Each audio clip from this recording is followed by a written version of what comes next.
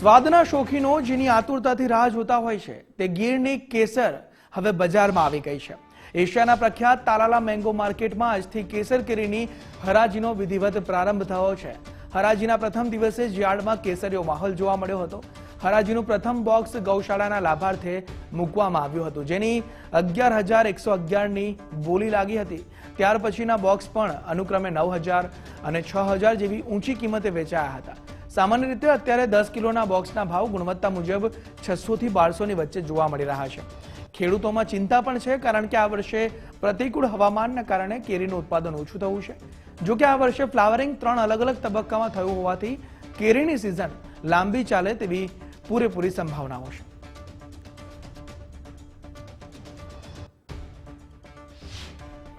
હવે કેરીની વાત કરવામાં આવે તો ફળોનો રાજા એવી કેસર કેરીની હરાજીનો પ્રારંભ ગીર વિસ્તારમાં તાલાલા માર્કેટિંગ યાર્ડ ખાતે થઈ રહ્યો છે। અને સિઝનની વાત કરવામાં આવે તો ગત વર્ષની સરખામણીમાં 8 દિવસ વહેલી પણ કેરીની સિઝન ચાલુ થઈ છે। અને કેરીની સિઝનની આવકની જો વાત કરવામાં આવે તો જે ધારણા હતી એ મુજબની 10,000 બોક્સ જેવી અનુમાનિત આવક છે અમારી।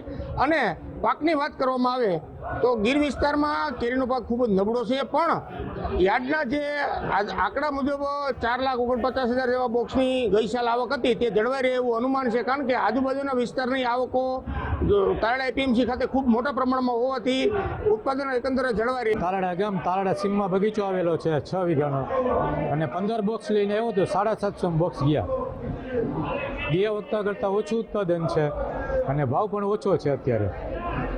બગીચામાં છે હાજી છે, કેટલીક પાસે 150નો ભાવ રહેશે નહીં રહ્યા ભાવ એવું લાગે છે। કેવું રહેશે? નબળું ઉત્પાદન।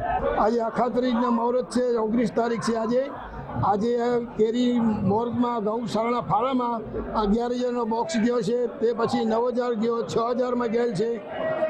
અને કેરીની પેરેટી પ્રમાણે આજે 600 થી 1200 સુધીની કેરી વેચાય છે। આ અમારા યાર્ડમાં એક જ યાર્ડ છે જ્યાં કેરી લેવાની મજા આવે છે। એક જ યાર્ડમાં સિર્ફ કેરી વેચાય, બીજો કોઈ ફ્રૂટ વેચાતો નથી। અહીંયા 52 ગામડામાં કેટલું ઉત્પાદન છે અને શું ઉત્પાદન છે એ અમને ખબર હોય, કારણ કે અમે વારંવાર છે ને આ 25 વર્ષથી ને સતત બગીચામાંથી કેરી લઈએ, ઘટતી કેરી યાર્ડમાંથી પણ લઈએ છીએ।